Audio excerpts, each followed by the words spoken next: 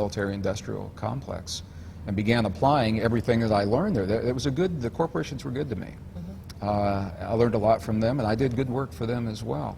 And I'm taking many things that I learned in those corporations, and presentation and communication skills, and the way people work, and the way our universe works, and we're just applying it to a new problem now. It's the problem of us surviving this time and in history. What scientists are saying are the greatest challenges of recorded human history. Okay. Well, my first intro to the work that you do in the world was with your 0 point. Oh, you're the one that read that book. It was actually you saw the video.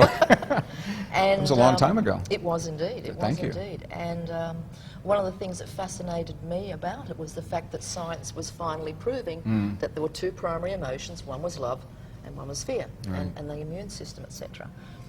How much of that work then in 0 point Sure. to where you are now, we're going to get on to your latest book, Divine Matrix, how much of it has been fine-tuned, for want of a better word, or is what you had in 0 point still pretty much the structure of what it is you... That's the case. This was Awakening 0 Point was written, it was never intended to be a book, first of all. It was written as a workbook for scientists and engineers that I encountered in the corporations who felt excluded from the conversations that you and I are having right now. Their wives, their families, their friends, bookstores in the cities where we lived in, they all said, you know, something's going on, and they were talking about energy systems and chakras and balancing, and I'll tell you, to an engineer, and they hear that, it means nothing. And I said, you know, it's just about the language. So I wrote this book describing the human heart as a 7-layer liquid crystal oscillator. Literally, that's what it is. And the human body, 50 trillion cells, and every cell is a capacitor, it's a resistor, it's a transistor. It stores energy, it releases energy. Every cell in our body has about 1.17 volts of electrical potential. So you stop and think that 50 trillion cells, and do the math, 50 trillion times 1.17 volts, and all of a sudden you realize that we have the potential of being very, very powerful beings. And the question is, how do we focus that? And so this book was written for engineers to include them in the conversation, and people began making copies of it and distributing it, and it took on a life of its own, and that's how it became a very wordy, very technical little book called Awakening to 0 Point. The work now builds on the foundation, everything that was done, and it's not different. It is an evolution of an understanding. Okay. Which leads me to the Divine Matrix. When did this publish? That book was in the making for over 20 years. Seriously? It took 20 years to put this together. It was actually published by a wonderful publisher, Hay House, in the United States. You have Hay House here in Australia. In January of 2007. Yep. Within 10 days of its publication, it went to the top of the charts. It made the New York Times best-selling list, and has just made it through 2 of the 3 committees and the nomination for the Best New Science book of 2007 at the Book Expo America, to be held in June in New York City.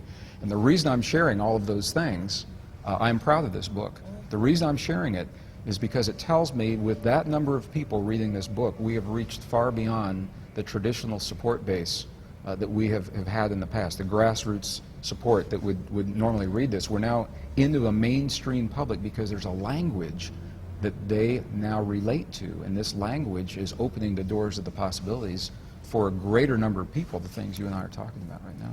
Okay, well, we're now in April 2007. Yes. So do you know what the print sales have been to date?